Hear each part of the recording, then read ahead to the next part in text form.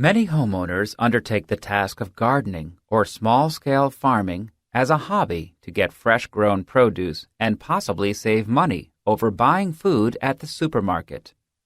Unfortunately, the most common gardening methods end up being so expensive that even some enthusiastic garden authors state outright that gardening should be considered at best a break-even affair.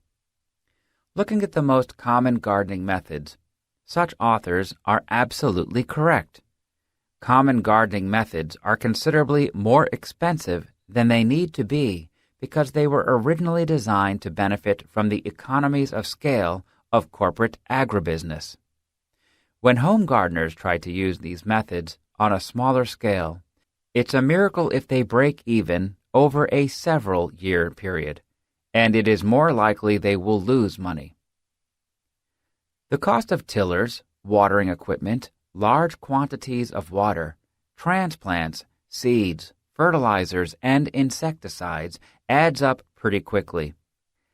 Balanced against the fact that most home gardeners grow only vegetables, and vegetables make up only less than 10% of the calories an average person consumes, it quickly becomes apparent that even if the cost of a vegetable garden were zero, the amount of actual money saved in the food bill would be negligible.